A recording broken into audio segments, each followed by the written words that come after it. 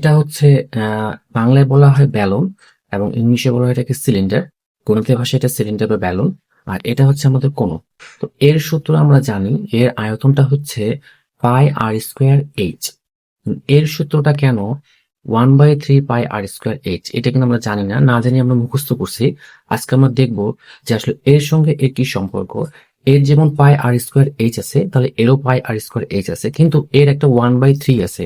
তো 1/3টা কোথা থেকে আসছে এবং কেন আসছে, এটা আমরা আজকে সব প্র্যাকটিক্যালি দেখবো। আচ্ছা, এখানে কিছু আমরা চাল নিছি, আর এই দুটো তো আছে, কোনক এবং বেলন। আমরা এখানে কিছু চাল দিব। এখানে ঠিক কতগুলি চাল ধরবে এর আয়তন যতটুকু, আর এখানে কতগুলো চাল ধরবে এর আয়তন ঠিক যতটুকু। তাহলে দেখবো এখানে কতবার এখানে দিলে এটা ভর্তি হবে, তা তখনই আমরা এর আয়তনের সঙ্গে এর আয়তনের সম্পর্ক পাবো। তাহলে আমরা এটাকে ভর্তি করি, এই চালটাকে।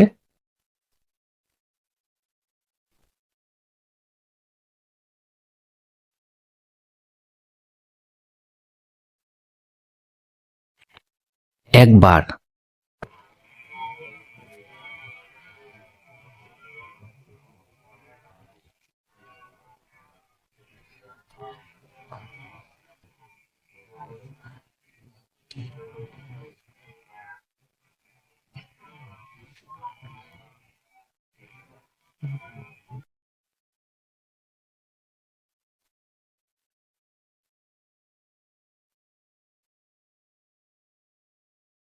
দুইবার,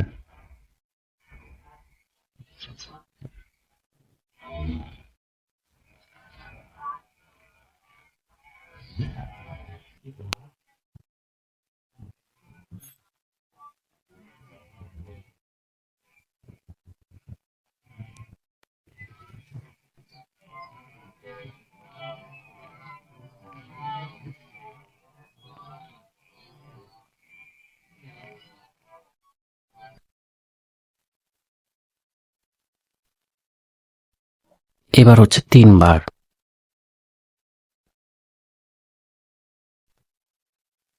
তাও দেখা যাচ্ছে যে এটার তিনবার এখানে দিলে এটা ভর্তি হয়, তাহলে এর আয়তনটা এর 3 বার বা 3 গুণ। তাহলে আমরা বলতে পারি যে এই ব্যালনের আয়তনটা কোনকের আয়তনের 3 গুণ। এটাকে এখন আমরা অঙ্ক দিয়ে দেখার চেষ্টা করব।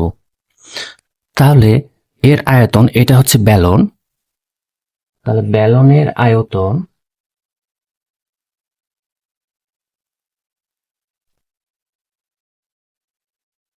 সমান সমান, এই ব্যালনের আয়তনটা হচ্ছে এই কোনকের আয়তনের 3 গুণ। তাহলে 3 গুণ কোনকের আয়তন। এবার ব্যালনের আয়তন আমরা আগে থেকেই জানি, সেটা হচ্ছে পাই আর স্কোয়ার এইচ। এই সূত্রটা আমরা আরো আগে থেকে জানি। তাহলে 3 থাকে গেল গুণন কোনকের আয়তন।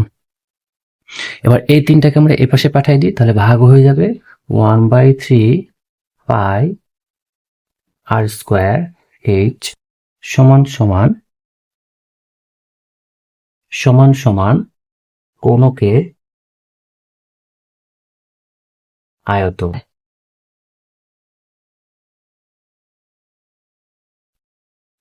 তাহলে কোনকের আয়তন পাই গেলাম আমরা, কোনকের আয়তন সমান সমান 1/3 পাই আর স্কোয়ার এইচ।